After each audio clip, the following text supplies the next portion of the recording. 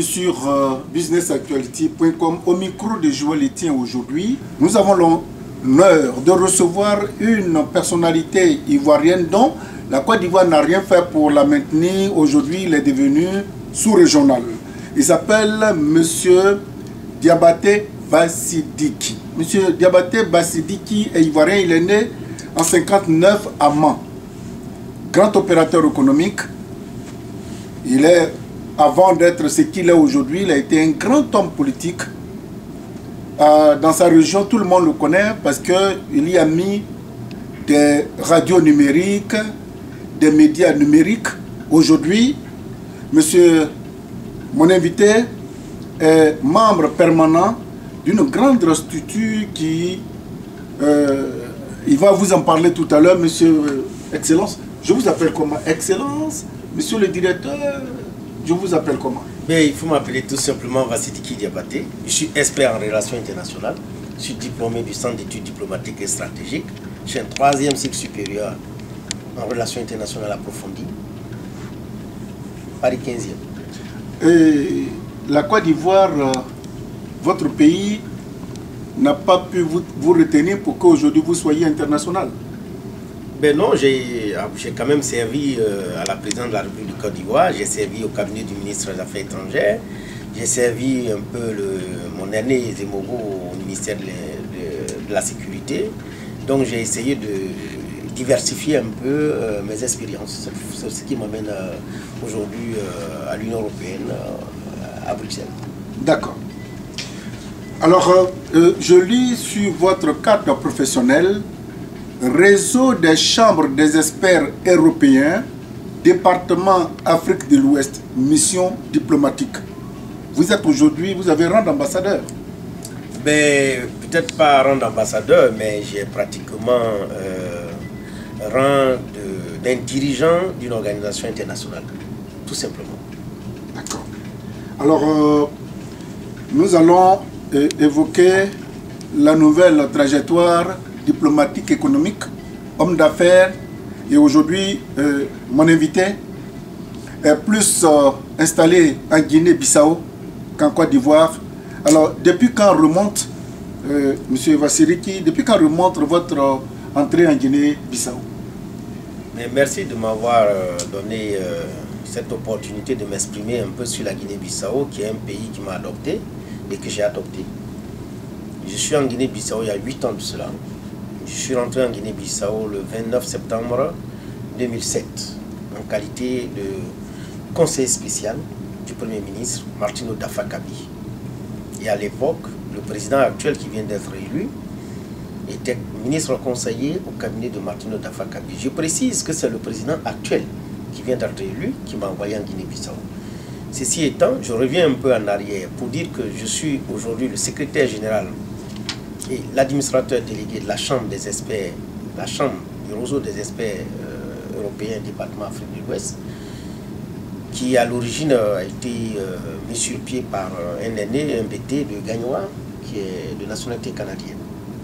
Et c'est qui? C'est Dawad Djipol, donc qui a eu l'initiative en 2011 de sauter sur une occasion qui lui a été offerte et qui a profité pour mettre en place le réseau des chambres des experts. En réalité, c'est un regroupement de tous les professionnels au sein de ce réseau. Vous pouvez être un professionnel en communication, vous pouvez être un professionnel en matière juridique, vous pouvez être professionnel en relations internationales comme moi-même, vous pouvez être professionnel dans n'importe quel domaine. Nous, on vous recrute pour vous mettre au service du réseau et nous vous détachons dans les différents pays puisque nous sommes dans le domaine du développement économique, social et humanitaire. Et vous ne faites pas de politique? Pas du tout. Mais quand on parle d'un chef d'État, on fera la politique, monsieur? Non, le chef de l'État n'est pas forcément politique. Le chef de l'État, d'abord, il est économique. C'est le garant moral d'un peuple. Donc, il est d'abord économique, puisque quand on parle d'un pays, on parle de l'économie. Malheureusement pour nous aujourd'hui en Afrique, nos économies battent tous de l'aile parce que tout simplement, nous ne sommes pas capables de développer, disons, de transformer nos matières premières. La Guinée-Bissau est pleine de ressources naturelles et ils ont eu la chance d'avoir un jeune qui vient d'être élu, qui est d'une intelligence inouïe. Il s'appelle M. Sissoko Embalo. Alors, M. Sissoko Embalo, vous venez d'être élu. Toute mon équipe et moi, nous vous souhaitons la bienvenue. Détachez-vous du folklore, montrez que vous avez un bon point économique avec l'appui de ceux qui vous encadrent. Sortez, faites tout pour sortir votre pays de l'ordinaire.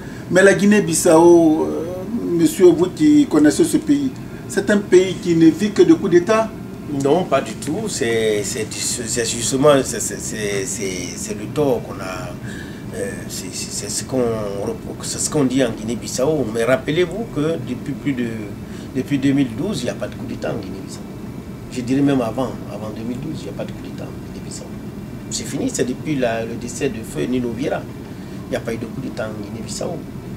Le problème de la Guinée-Bissau, c'est un petit pays d'1,4 million habitants, 450 000 environ, dont 450 à 500 000 sont dans la capitale, à Bissau, et le reste dans les autres régions comme Bafata, comme Gabou et autres. Donc c'est un pays qui a été colonisé par le Portugal. Et vous savez très bien que le Portugal aussi n'est pas un pays très riche dans le concert de l'Union européenne. Oui. Donc vous savez très bien que quand cette jeunesse a soif d'accéder au développement, oui. Vous savez, ça envoie beaucoup de grincement dedans. C'est ce qui a provoqué les coups d'État dès le départ. Mais maintenant, je pense que la Guinée-Bissau s'est inscrit dans le cadre de la CEDEAO. Ils ont intégré la CEDEAO.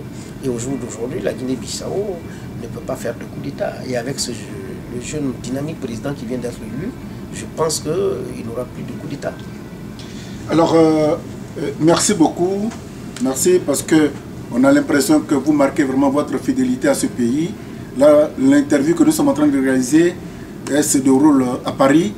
Et j'avoue que quand on entend parler de monsieur Vassili qui parle de la Guinée-Bissau, il parle avec amour.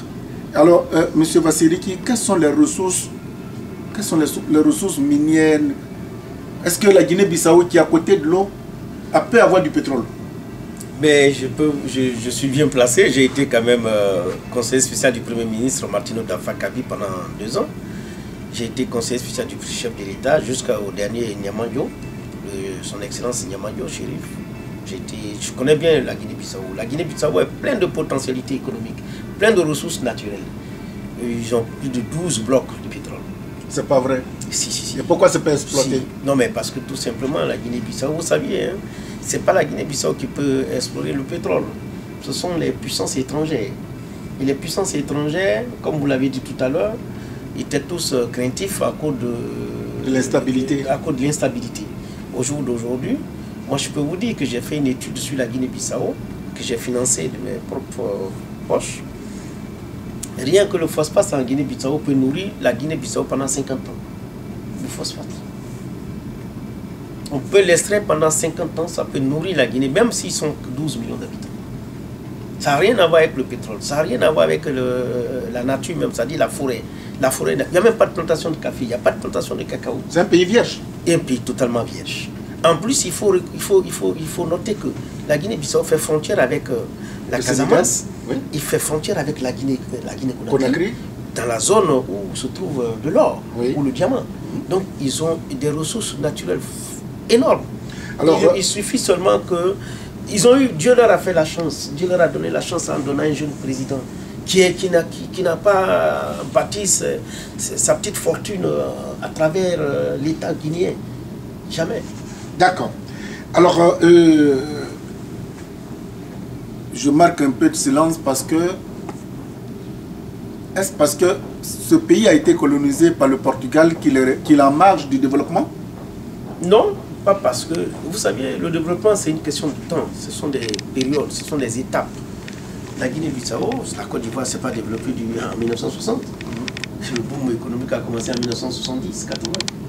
Donc il faut reconnaître que d'abord, il fallait mettre en place ce qu'on appelle une administration correcte, uniforme aux autres pays.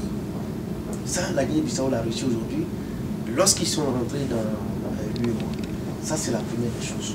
Ils sont rentrés dans le CFA, donc ils n'ont plus une monnaie comme la monnaie de la Guinée, comme la monnaie de la Namibie. Donc aujourd'hui, vous pouvez diversifier toutes vos activités au niveau commercial, partout dans le monde. Parce que tout simplement, vous êtes rallié au CFA. Et aujourd'hui, vous êtes ce qui va devenir l'éco bientôt. Oui. Mais toujours est-il que ce sont des monnaies qui seront convertibles à l'extérieur. Et tout ça, ça avait bloqué le développement de la Guinée-Bissau. Aujourd'hui, la Guinée-Bissau peut prétendre, comme tous les autres pays de l'Afrique de l'Ouest, au développement parce que tout l'UEMOA, ils sont à l'UEMOA, ils sont membres de l'UEMOA, ils sont membres de la CEDEAO. C'est un vaste réseau commercial dans la sous-région. 16 pays. 16 pays. Donc aujourd'hui, la Guinée-Bissau qui est dotée d'une ressource halieutique très énorme et très diversifiée, peut aujourd'hui s'appuyer sur ses acquis pour intégrer de la sous-région, okay, d'accord, au niveau commercial. Voilà. Alors, le nouveau président Sissoko Embalo, oui. Et en quoi il peut aujourd'hui susciter l'espoir de son pays? D'abord, c'est un gars, c'est une personnalité dotée d'une relation internationale très puissante. Je vous ai dit qu'il n'est pas venu en Guinée-Bissau en politique comme un cheveu sous la soupe. Non. C'est quelqu'un que j'ai rencontré. Je vous ai dit que celui qui m'a envoyé en Guinée-Bissau. Oui. Mais c'est quelqu'un d'abord qui a travaillé avec Nino Viera à l'âge de 27 ans. Et qui a continué avec Martino Dafakabi. Et qui a continué avec Malam Bakay Sayan. Et qui aujourd'hui a été Premier ministre de Mali et de Joma. Donc c'est quelqu'un qui connaît complètement le système économique et le système politique de son pays. Deuxièmement, il aime beaucoup son pays parce que lorsque il occupait ces fonctions dont je viens de vous énumérer, il a toujours tiré vers la Guinée-Bissau toutes ses relations. À commencer par le président Blaise Compaoré, à commencer par Kadhafi, le guide Kadhafi, à commencer par aussi Thabo Mbeki. Il a couvert toutes ces personnalités. Oui, mais ces personnalités ne sont plus au pouvoir. Oui, mais l'administration, c'est une continuité. Oui, mais bon, une continuité. L'administration, c'est une continuité. Oui, il a gardé des relations avec les collaborateurs de ceux-là. D'accord. Bon, et quel est le programme de société de monsieur Embalo pour qu'il puisse vous emballer? Monsieur Embalo qui vous emballe. Non, M. Embalo ne m'emballe pas. C'est parce que c'est un garçon très ambitieux. C'est un garçon très intelligent. C'est un garçon qui aime beaucoup son pays. Il a déjà fait des réalisations dans son pays. Et je pense que... Il est intègre, quoi. Il est beaucoup intègre. C'est un compatriote qui adore vraiment son pays. Oui. Est-ce qu'il est soucieux du retard que son pays a pris?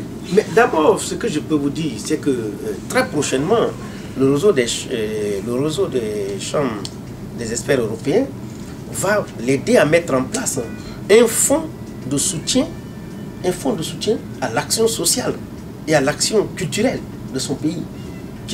On va trouver les fonds qu'on va mettre à sa disposition pour qu'il puisse pallier au programme présidentiel d'urgence.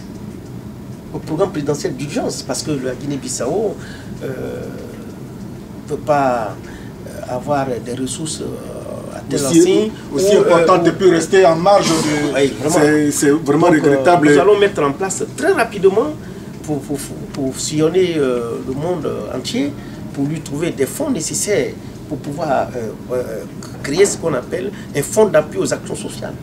Alors quand vous parlez des potentialités naturelles que dispose la Guinée-Bissau, est-ce que ça ne va pas susciter une espèce de jalousie avec ses voisins limitrophes pour que cela ne l'empêche pas de mettre en place son programme de société vu l'urgence de la misère dans laquelle se trouvent ses compatriotes, où il veut vraiment les sortir de là pour les mettre sur le piédestal du développement? Je pense que la création et l'intégration de la Guinée-Bissau au sein de l'UEMOA ne peut pas susciter des jalousies. Au contraire, si nos chefs d'État ont décidé de se regroupés au sein de la CEDEAO, c'est pour que les plus grands tirent les plus faibles. Et je pense que la Guinée-Bissau fait partie des plus faibles, comme le Cap-Vert, comme comment on appelle ça, le Burkina aussi. Et donc ce sont des pays les plus faibles. Parce que la locomotive aujourd'hui de la CEDEAO, c'est la Côte d'Ivoire. Oui. Sur 100 000 milliards qui circulent, il y a pratiquement 14 milliards qui circulent en Côte d'Ivoire. Donc toutes les banques sont en Côte d'Ivoire. On a au moins 25 à 26 établissements financiers. Donc on va aider la Guinée-Bissau. Je pense que les chefs d'État vont l'aider. D'accord. Alors, excusez-moi, je ne fais pas la promotion, je ne le connais pas, mais à l'entendre parler, M. Sissoko Embalo, il a du pain sous la planche, comme on le dit, mais entouré par des experts à la trempe de notre invité. Je pense que s'il est vraiment à l'écoute, et nous espérons, nous souhaitons qu'il soit vraiment à l'écoute, parce que le retard qu'a pris son pays est tellement énorme, mais il faut commencer tout petit pour aller plus grand. Alors, monsieur l'expert, aujourd'hui, la Guinée-Bissau, pour celui qui veut connaître ce pays, quelle présentation faites de ce pays-là? C'est un pays riche en potentialité touristique, près de 80 îles. C'est un pays dont la destination est prisée aujourd'hui, parce qu'à l'époque, il n'y avait pas de problème, il y avait des problèmes de déplacement, c'est-à-dire l'aviation. Aujourd'hui, toutes ces questions sont réglées. Toutes les compagnies desservent aujourd'hui la Guinée-Bissau. Et les histoires de coups d'État, c'est derrière maintenant, c'est lointain derrière, c'est un souvenir lointain. Et en ce qui concerne du fait qu'on a toujours considéré que la Guinée-Bissau était la plaque, le carrefour tournant des narcotrafiquants de drogue, oui. Ça aussi, je pense que... C'est révolu ça? C'est révolu parce que moi-même, en tant que conseiller spécial de Martino Dafakabi, je me suis attaqué à ça puisque j'étais détaché auprès de l'Union européenne. Ça existait vraiment alors?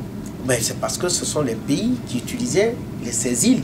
Et comme l'État n'avait pas les moyens pour aller, des audiats pour aller suivre, pour aller contrôler ces îles. Donc les gens utilisaient les îles qui étaient là. C'était pas la Guinée-Bissau. C'est pas le Bissau guinéen lui-même qui était patron. Il y a une sécurité maintenant. Il y a une sécurité maritime qui est au point. Il y a même les complices ont été arrêtés, d'autres ont fait la prison. Ceux qui étaient complices avec ces narcotrafiquants de drogue, d'autres ont été arrêtés, d'autres ils ont fait la prison, comme je l'ai dit tantôt. Donc personne n'accepte encore d'aller en prison pour ce genre de choses. Alors, donc la Guinée-Bissau au jour d'aujourd'hui, c'est un pays où je demande à tout le monde nous allons, si vous nous donnez l'occasion, nous irons pour relater les faits et puis venir les montrer à nos téléspectateurs et à nos internautes qui nous suivent. L'indice de sécurité, c'est comment? Est-ce qu'on peut se sentir, on peut se promener à des heures imbues dans la capitale sans être inquiété de les petits bandits assoiffés? Je suis plus en sécurité en Guinée-Bissau que dans n'importe quel pays de l'Afrique de la Sud. Même dans votre pays? Bon, je ne vais pas parler de la Côte d'Ivoire parce que je ne vis pas permanemment maintenant là-bas. Mais ce que je peux vous dire, c'est que moi, en tant que conseiller spécial du président de la République, j'ai laissé mon sac dans un cyber avec 1,8 million. Pendant toute une journée, je suis revenu trouver mon sac avec mon argent. Et ça m'a vraiment marqué en Guinée-Bissau. Et ça, je vous dis. Et deuxièmement, je n'ai jamais entendu en Guinée-Bissau, depuis que je vais là-bas, qu'il y a eu des braquages, c'est rare. Ce sont des choses qu'on compte rarement. Et comme c'est un petit pays, dès que vous posez un acte, pour vous retrouver, c'est à la minute. C'est vrai. Le seul problème qui est un peu inquiétant, c'est la frontière avec la Casamance et la frontière avec, comment on appelle ça, la Guinée-Conakry. Donc si le président prend son bâton de pèlerin avec son gouvernement pour sécuriser ses frontières, je pense que la Guinée-Bissau, il fait bon vivre que partout. Bien. Alors, Excellence, Monsieur Sissoko Embalo, vous êtes nouveau président. Et vous avez la lourde responsabilité de sortir un pays enclavé pour le mettre au même piédestal que les autres pays. Nous vous y encourageons et nous savons qu'avec l'apport de vos conseillers, vous y arriverez très bientôt. Alors, la Guinée-Bissau, M. Vassiliki, le président, il vient d'être élu. Quand est-ce qu'il sera intronisé, officialisé? Quand est-ce qu'il va prendre fonction? Normalement, si mes souvenirs sont exacts, si mes souvenirs sont exacts, je pense que c'est en février qui va être investi, puisque le recours que son adversaire a fait, j'ai vu sur France Média hier que le recours a été rejeté. Je pense que ce monsieur, il aime la Guinée-Bissau comme son jeune frère Sissoko. Ils doivent se mettre ensemble pour travailler. C'est pourquoi je vous dis que Sissoko, c'est un homme de paix. C'est un homme de paix parce que, en son temps, quand il était ministre conseiller, la Côte d'Ivoire a traversé une période très difficile. Il a essayé de rencontrer le président Gbagbo avec le président Soro Guillaume. Il les a mis ensemble, j'ai les photos et tout ça. Il a rencontré plusieurs personnalités. C'est un homme de paix. C'est un homme de paix. Il a toujours dit que lui, ce qui l'intéresse, c'est la paix. Il a fait l'armée, il sait ce que c'est que la guerre. Donc, tout ce que la guerre apporte, c'est le désastre, c'est la destruction. Or, au jour d'aujourd'hui, la Guinée-Bissau n'a pas besoin de ça. C'est pourquoi d'ailleurs que je m'attelle à mettre rapidement un fonds d'appui social, un fonds d'aide pour les actions sociales qui va mener dans la région, pour pouvoir créer un programme présidentiel d'urgence. D'accord. Alors, vous voulez qu'il mette l'accent dans ce fonds de budget que vous êtes en train de négocier pour mettre à sa disposition, il va attaquer quoi? Quel est le domaine qu'il va attaquer le premier pour se donner un peu de racines et fonds d'entraide d'urgence culturelle, économique?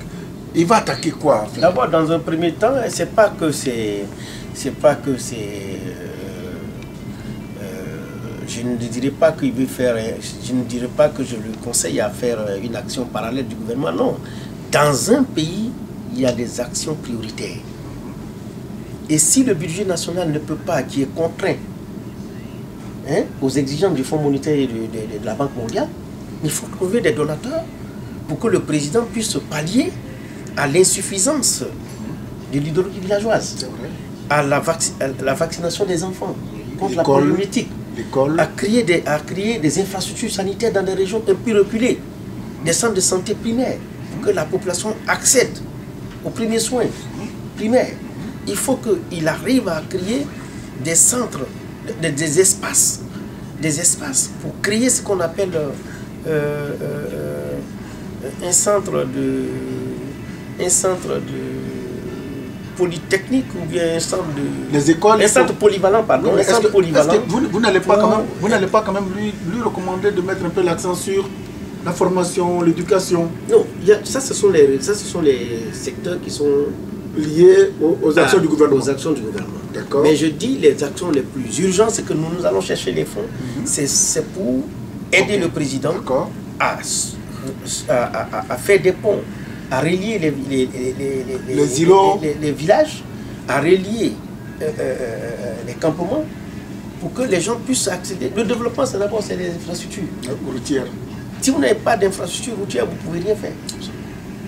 On ne peut pas tout concentrer. Il faut décentraliser le développement. Le pôle économique, il faut le décentraliser. Dans les grandes régions, il y a à peu près 9 régions. Donc il faut les décentraliser pour permettre aux jeunes de rester sur place, pour les éviter de goûter l'aventure d'immigration, qui aujourd'hui n'est pas du tout salutaire pour nos pays. C'est vrai. C'est pas salutaire. Tout ce que nous voyons, toutes les souffrances que nos compatriotes, nos enfants subissent en Libye, à Lampedusa, c'est horrible. D'accord. Alors, nous sommes au terme de notre entretien. Ce n'est qu'un rendez-vous, le premier. Et nous allons suivre ensemble avec l'élan de solidarité et d'amitié de notre expert en tout ce qui est recherche de financement. Nous allons essayer de promettre, nous mettons à disposition notre disponibilité pour aider ce pays à ressortir ce qui est fait, ce qui reste à faire pour que cela soit palpable. Alors, M. Vasselki, nous sommes au thème de notre entretien. Est-ce qu'il y a quelque chose que je n'ai pas pu ressortir, qui vous vient en aide et que vous pouvez faire comprendre à nos téléspectateurs? Oui, je voudrais résumer en quelques minutes, même pas 2 minutes, que le réseau des experts européens qui est déjà en train de s'implanter au Mali. Avec le Mali, nous avons un accord de siège. Et vous savez très bien qu'aujourd'hui, au niveau du Mali, il y a des sérieux problèmes au niveau du Nord. J'ai suivi avec beaucoup d'intérêt d'ailleurs le sommet du G5 Sahel hier, où j'ai apprécié énormément l'action du président Macron, qui a augmenté les soldats, qui a augmenté le nombre des soldats. 220. Donc, qui est important, moi-même je trouve que c'est un peu suffisant. Parce qu'aujourd'hui, si le Mali est touché, obligatoirement la Côte d'Ivoire va être touchée. Si la Guinée-Bissau va être touchée, la Guinée-Conakry va être touchée. Donc il faut absolument que les grandes puissances se mettent ensemble pour combattre véritablement le djihadisme. Parce qu'au jour d'aujourd'hui, on ne peut pas imposer une religion. Tout le monde converge aujourd'hui vers l'État laïque. Mais on ne peut pas demander aux gens aujourd'hui, n'allumez pas de télévision, vous regardez l'Occident, non, ne fumez pas de la cigarette, ne faites pas ceci. Mais c'est dépassé. Ça nous ramène à l'époque coloniale, préhistorique. Ça c'est pas bon. Donc ça, au niveau du Mali aujourd'hui, nous sommes en train de chercher un fonds pour régler l'insertion de ces jeunes gens qui ont déserté les zones où il y a eu la barbarie. Nous sommes en train de chercher des fonds pour que ces jeunes gens puissent intégrer la société à partir de l'éducation, à partir du sport, à partir de la culture. La culture aujourd'hui fait rentrer beaucoup d'argent. La culture fait rentrer beaucoup d'argent. Le sport, on n'en parle plus. Hein? L'éducation aujourd'hui, c'est le moteur clé du développement d'un pays. Il faut qu'on regarde, on recense tous ces jeunes gens dans ces zones de Mopti, dans ces zones de Gao, tout ça, pour pouvoir trouver des fonds pour aider le gouvernement malien et le gouvernement ivoirien, même aussi au nord de la Côte d'Ivoire et à l'ouest de la Côte d'Ivoire, où nous avons beaucoup de problèmes. Moi, je suis originaire de l'ouest, hein. Je suis de Mans, donc je connais bien la région.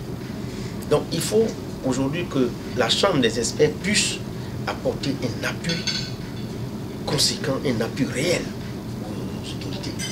Et ça, vraiment, c'est pourquoi que nous étendons ça à la Guinée-Bissau, qui est un petit pays qui a besoin de ça, de cette aide aussi. Pour terminer, je disais que tout simplement que je vous remercie. Aujourd'hui, les médias privés qui inondent aujourd'hui les réseaux sociaux sont salutaires. Parce que l'expression de la démocratie qui est muselée par certains médias d'État est contournée par vos actions. Et ça, c'est très important. Il faut qu'on vous encourage et qu'on vous félicite dans ce métier. C'est pas facile. Vous le faites avec des maigres moyens, c'est pas facile. Mais ce que je sais, c'est que le découragement n'est pas ivoirien. Donc le découragement n'est pas africain. Donc continuez, nous allons vous aider dans ce sens-là, afin qu'un jour, ça devienne des médias aussi importants. Al Jazeera, je ne fais pas de publicité, mais c'est une télévision privée. C'est parce qu'ils ont eu des moyens. Africa 24 aujourd'hui, on a vu comment c'est parti. La volonté prime. Et je pense que j'ai cette petite volonté pour vous apporter mon appui. Je voudrais vous remercier très sincèrement pour le peu de temps que vous nous avez accordé.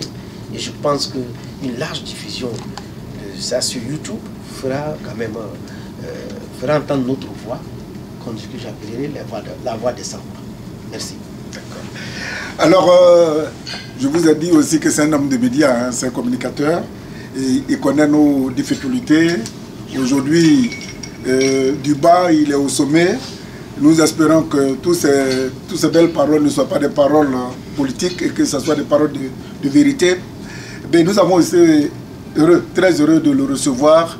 Mais vous savez, comme je le disais tantôt, le challenge, il est énorme. La Guinée-Bissau est un pays qui sort petit à petit de son instabilité pour se mettre au sommet des grandes nations. Nous le remercions et nous disons bonne arrivée au nouveau président Sissoko Embalo. Merci aussi à son VRP, son représentant voyageur placier qui parle bien de la Guinée-Bissau. Merci et à très bientôt.